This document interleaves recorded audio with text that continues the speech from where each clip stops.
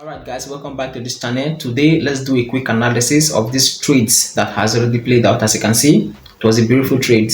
By the way, I entered 3 times, although one has already played out, which is this one, and this two has not played out yet. But I want to do a quick analysis and show you how I entered for all these trades all together. Alright, quickly. So let me first of all take out all this, take out all this. All right, here we go. Now this is USD JPY, USD Japanese yen. And if you can see from your chart, you can see that the chart is clearly bearish. The market has been bearish from the higher time frame. All right, so I trade with the trend. I traded with the trend. Now, what did I do? Firstly, I analyzed my charts on the lower time frame. I did my top down analysis definitely, but I just want to show you guys what I did on the lower time frame, what I look out for before I entered for the trade.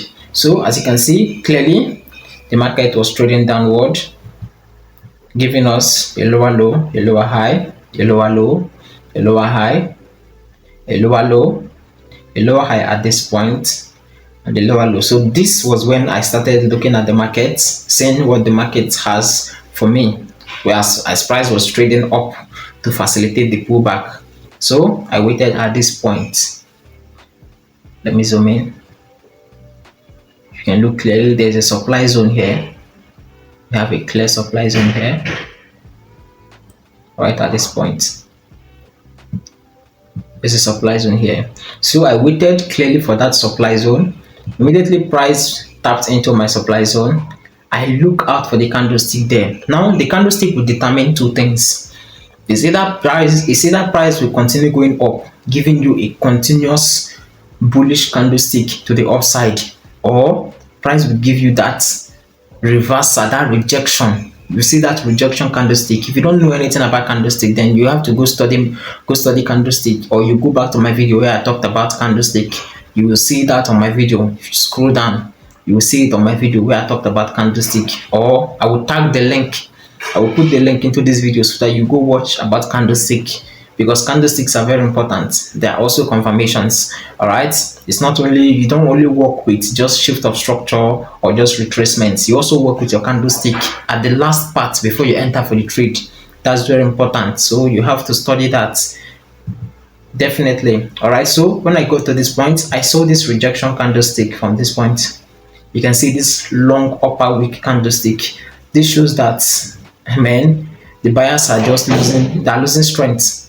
The buyers are losing strength at this point. This shows that the buyers are losing strength from this point. So the sellers pushed the price all the way down, and the buyers and the sellers close almost at the same point. As you can see, the body of the candlestick is very small, but the upper wick is very long. So you see that the sellers push the price down to this point.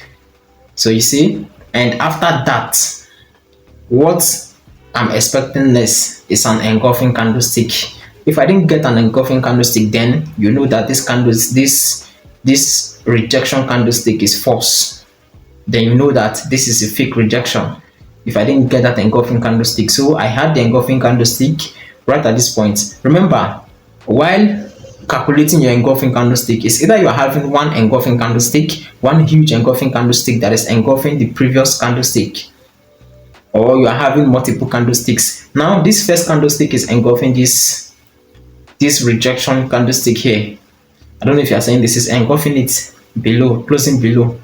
And not only that, this second candlestick is engulfed also by this 1, 2, 3, 4 candlestick, completely engulfing this second candlestick. So you see that the sellers are definitely in the market. This shows that the sellers are in the market without no doubt. But I entered before I even had this 4 candlestick. I already entered for the trade because I knew for a fact that the sellers are in the market after seeing these three black edges, because the main color candlestick is black and white.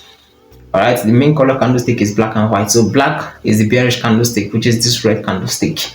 So they call these three black edges piercing to the downside. So this is a good bearish confirmation that the sellers are in the market. So I entered immediately after that candlestick finished forming right here, and my stop loss was somewhere above this point, and my take profit was just, I just targeted 1:3, which was somewhere right here.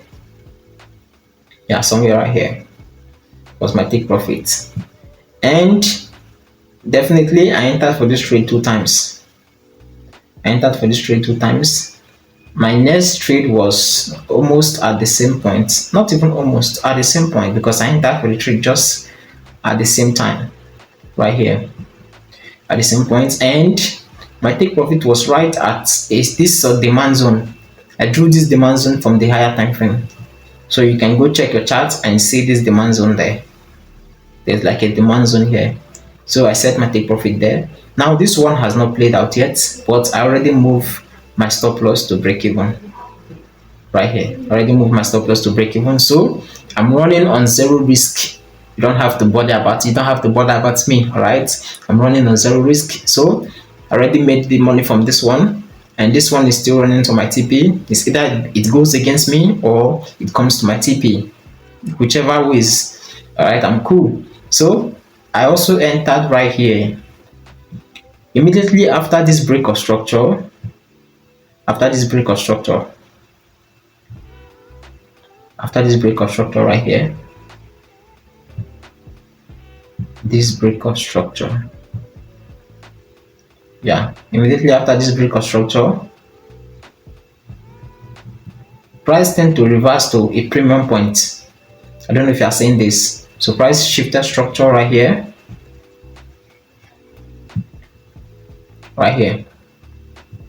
price shifted structure at this point to reverse to a premium point. All right, to reverse to a premium point. So I was looking at the markets when price was at this point. I wanted to enter for this trade also. If I had entered from this point, it would have still be a good trade, by the way.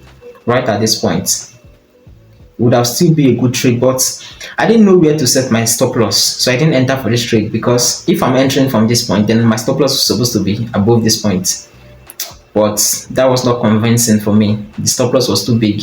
All right, I can't take this type of trade, so I did not enter from this point. I waited for price to give me a good confirmation, because if you can zoom in, let me zoom in and show you something. You see that the candlestick here is not that convincing. You can see this candlestick, it's not that convincing, and after this candlestick has just given me just small candlesticks, and the sellers came into the market, still small candlesticks, and news, there was a news at this point. I think it was last Friday, something like that. There was a news at this point that caused this huge move, so I did not enter. There was no need of entering, so I just forgot about this trade from this point, and I just waited for this one.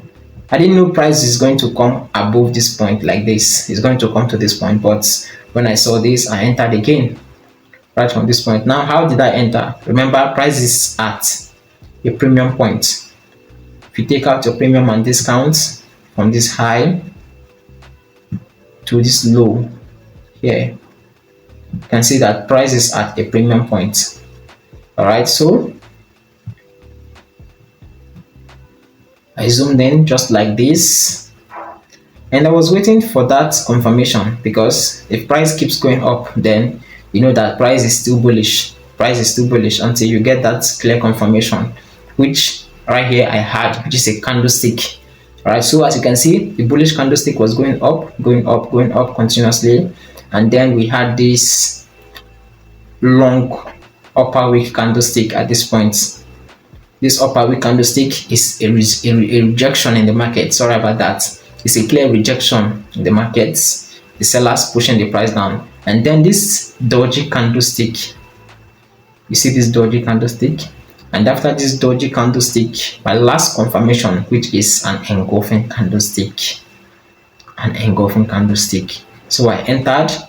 After this engulfing candlestick is done forming, I entered a little bit late. I entered right at this point, somewhere here.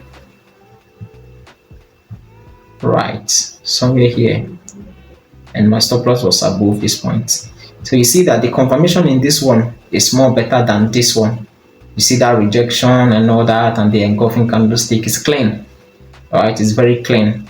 So my take profit was somewhere below this point like this. Yeah, no, yeah, something like this. Definitely, because it's like 1:3 also. So as you can see, this was how this trade is playing out. All right, still playing out, has not hit my TP yet. So what I'm going to do now is to move my stop loss to break even. All right, don't forget this. Immediately you have something like this. Immediately you have something like this break of structure or this shift of structure to the downside, it's advisable you move your stop loss to break even and allow the trade play out safely. All right, so I hope you have understand something from this video. I hope you've understand how to enter for your trade.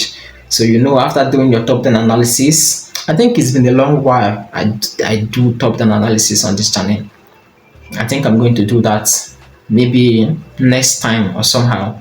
I'm going to do a top down analysis. So I will show you guys how to do a clean top down analysis. All right, this period I'm just showing you how to enter for your trade on the lower time frame, and I think it's nice. That's what most people need. Also, top down analysis is not that hard. I would say for me, it's not that difficult. What's the main thing there is, what are you looking for on the lower time frame? After doing your top down analysis, how do you enter for the trade on the lower time frame? Because that's where most people get it wrong. That price will come hit that stop loss before going to that TP.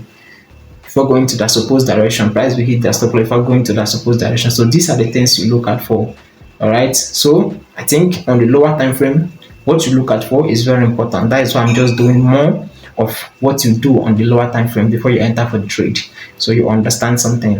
All right, but I'm going to do a top 10 analysis video also for you guys. All right, and happy trading day and happy trading week.